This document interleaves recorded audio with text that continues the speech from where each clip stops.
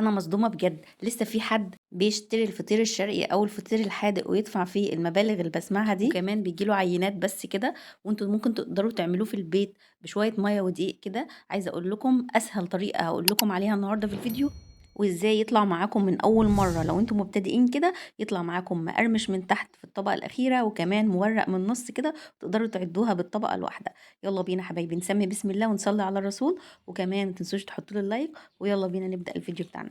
اول حاجه جبت كيلو دقيق متعدد الاستخدامات، ولازم يكون الدقيق متعدد الاستخدامات، ونزلت عليه بنص معلقه من الملح وقلبتهم مع بعض. وبعد كده نزلت عليهم بكوبايتين من الميه، المج العادي خالص بتاع المطبخ بتاعنا بتاع الشاي، او تستخدموا الكوب المعياري سعته 250 ملي، وهنستخدم كوبايتين ونص زي ما انتم شايفين كده، والنص الكوبايه التالتة هنعينها على جنب ونشوف لو احتاجت العجينه بتاعتنا او لا. طبعا هنقلبها بمعلقه كده تكون خشب او سيليكون كده، يعني ماسكه نفسها عشان تعرفوا تتحكموا في العجينه عشان بتبقى تقيله شويه. وبعد كده لميتها حسيت لسه مفرفته كده ومحتاجه سوائل كمان، ضفت نص الكوبايه بالتدريج. انا اخدت معايا نص الكوبايه كلها، انتوا ممكن تستخدموا يعني ايه مش النص كله، يعني بالتدريج كده بس ايه، تبع الدقيق بتاعكم. وقعدت الم العجينه لغايه ما بالشكل ده، يعني ما تعجنوهاش كتير عشان ما تعملش عرق، انا عايزاها بس يعني تتلم زي ما انتم شايفين كده. وبعد كده نزلتها من البولة على الرخامة، وابتدي افردها شوية بايدي مش بالنشابة خالص، عشان بس اعرف اتحكم ان انا اقطعها. طبعا الكيلو دقيق بيعمل معايا 3 فطيرات حلوين، يعني بقطعهم على 3 صفوف كده زي بالطول كده، وباخد كل واحدة اقطعها على 2.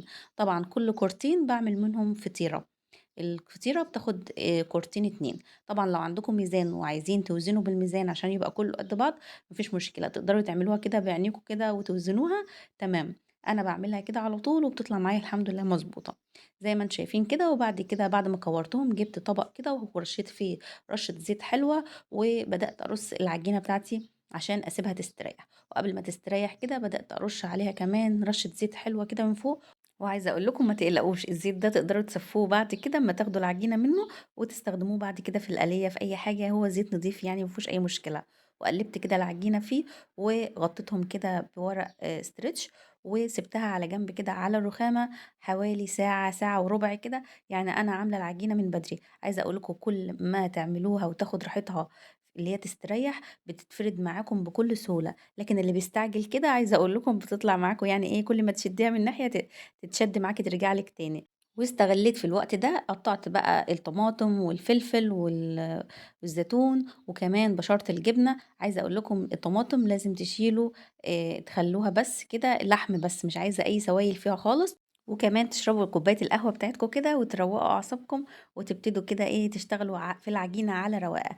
عدِّت الساعة وربع بتوعي وبدأت أجيب العجينة. أول حاجة بقى عشان تفردوا العجينة بتاعتكم تقدروا تجيبوا سمنة، وطبعًا بتكون سايحة ويعني باردة، ماهياش عايزاها سخنة من على النار، لأ مفكّينها كده برّه درجة حرارة المطبخ يعني، أو سمنة على زبدة، أو سمنة على زيت تبع المتوفر عندكم. طبعًا عندكم سمنة بلدي يبقى حلو أوي، ما عندكوش أي نوع سمنة تقدروا تستخدموه اللي أنتم بتحبوه.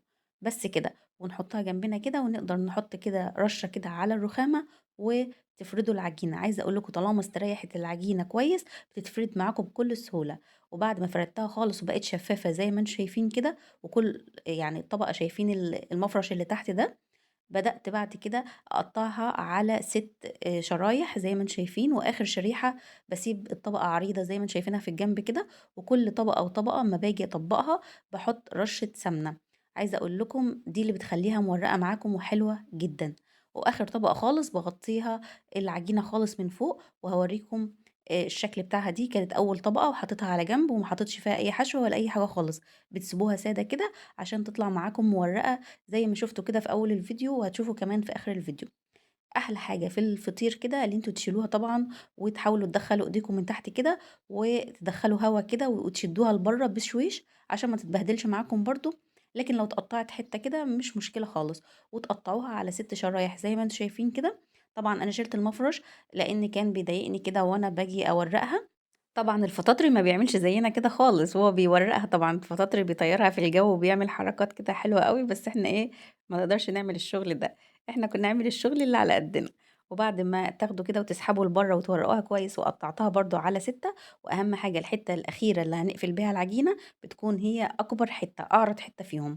وبعد كده جبت الجبنة بتاعتي المبشورة او اي حشوة انتوا عايزين تحشوها، وفردت كده الجبنة كده في على كل العجينة زي ما انتوا شايفين بالشكل كده. وبعد كده حطيت بقى فلفل وطماطم وزيتون، ويعني الحشوة اللي انا عايزاها كلها. وبدأت بقى اقفل، اجيب واحدة من هنا على واحدة من هنا، وطبعا كل طبقة وطبقة بروح حطها كده رشة سمنة عشان ما اقعدش اعيد عليكم الكلام تاني في الفيديو. وبعد ما خلصتها، اي جبن بقى بتقع منكم ممكن تلموها لان كده كده هنحتاجها تاني، والرخامة بتاعتنا نظيفة وزي الفل. وتقدروا بقى تجيبوا صينية كده ألمونيوم وتدولها كده معلقة سمنة حلوة وتدهنوها كلها وتحطوها زي ما هي كده في الصينية. مش عايزاكم ولا يعني تضغطوا عليها ولا أي حاجة خالص، بس سيبوها تستريح، ولازم تغطوها عشان ما تنشفش الوش بتاعها. ونبتدي نعمل واحدة تانية. عايزة أقول لكم يعني، عايزة أوريكم هي قد إيه سهلة بالممارسة. يعني انتوا شايفينها ممكن اي حد يستصعبها، لا، سهلة جدا والله. انتوا تدخلوا ايدكم كده وتبدأوا تفردوا من النص الأول لبره لغاية ما ترق معاكم تماما. وبعد كده تمسكوا بقى ايه العجينة، تبدأوا ترفعوها وتنزلوها كده وتسحبوا من النص لبره عشان تدخلوا هوا تحت العجينة كده، وتبقى سهلة معاكم وتبقى حلوة في التوريق جدا. وتجيبوا بقى اي قطاعة عندكم. وجبت انا قطعة البيتزا بتاعتي وقطعت بيها. وقبل ما تحطوا العجينة اللي احنا عملناها الأول على التانية، لازم برضو رشة سمنة على العجينة، على الفطيرة كلها. وبعد كده تحطوا بقى ايه الجبنة بتاعتكم زي ما انتم شايفين كده. وكمان اي حشوة بقى محتاجينها، وتحطوا بقى الطماطم والفلفل والزيتون واي حاجة انتوا عايزينها. عايزين تحشوها سجق، لحمة مفرومة، فراخ، الحشوة اللي انتوا محتاجينها واللي انتوا بتفضلوها يعني. وبعد كده بنرجع بقى نغطي اول طبقة كده، واي زيادة بندخلها من تحت زي ما انتوا شايفين كده في الفيديو يعني. الطريقة ما شاء الله شارحة نفسها يعني. ومحطناش في اول طبقة طبعا، في اول فطيرة دي اي حاجة خالص عشان تديها مساحة اللي هي تورق كده وتطلع معاكم مقرمشة زي ما انتوا شفتوا كده في اول فيديو. حاجة كده بسم الله ما شاء الله. الطبقة الاولى اللي تحت خالص بتبقى ناشفة جدا ومقرمشة، يعني تاكلوها كده تستمتعوا بقرمشتها كده، فطير فطير يعني. وكمان الحشوة من جوه كده مطرياها وبتطلع معاكم حلوة قوي. ولازم يا جماعة بعد ما نعمل كل الخطوات دي نسيبها ترتاح أقل حاجة نص ساعة. كل ما تسيبوها ترتاح، أما تيجوا تفردوها بالشكل ده تتفرد معاكم بكل بساطة. وكمان بعد ما سبتها هنا نص ساعة، ابتدي بقى افرد من النص لبره. يعني ما اجيش من الطروف واضغط عليها، لا، هتتفتح معايا من النص لبره لغايه ما داير ما يدور كده لغايه ما تتفرد في الصينيه. واهم حاجه قبل ما تفردوا كده بايديكم تحطوا برضو معلقه سمنه. وفي الخطوه الاخيره دي وانا بفرد الوش حبيت ازود يعني مكعبين زبده كده مع السمنه، عشان يعني ايه بحب ريحتها تبقى موجوده. لو انتوا عايزين سمنه بس مفيش مشكله، او سمنه على زيت مفيش مشكله. وبدات افردها زي ما انتم شايفين. وتبداوا تحطوا كل الحشوه اللي انتوا حطيتوها من جوه بره. انا حطيت برضو الزيتون والطماطم والجبنه الرومي، بس زودت الجبنه الموتزاريلا. طبعا عايزه اقول لكم لو متوفره عندكم حطوها، هي بتدي لها شكل حلو قوي وبتدي لها مطه كده حلوه. يعني لو مش متوفره عادي، انا عملت بقيه الصواني بتاعتي من غير جبنه موتزاريلا. كان عندي شويه بس اللي حطيتهم على الصينيه الاولى، لكن الباقي عملتها بس بجبنه رومي والحشوه اللي احنا حطيناها مع بعض. وبرضو دخلتهم الفرن. قبل ما ندخلها الفرن يا جماعه احنا قلنا هنسيبها نص ساعه ترتاح بره. والفرن بتاعنا نكون فاتحينه قبل ما ندخل الصواني ربع ساعة كده، لازم يكون سخن جدا على أعلى درجة عندكم. وتشيلوا كل الرفوف اللي عندكم خالص، لأن احنا هنحطه على الرف اللي فوق الفرن على طول تحت على الصاجة نفسها. يعني هتحطوا الصواني على الصاجة، اوعوا تحطوها فوق لأن دي مش هتخليها تورق معاكم خالص. لازم يكون الفرن سخن جدا على أعلى درجة عندكم 200.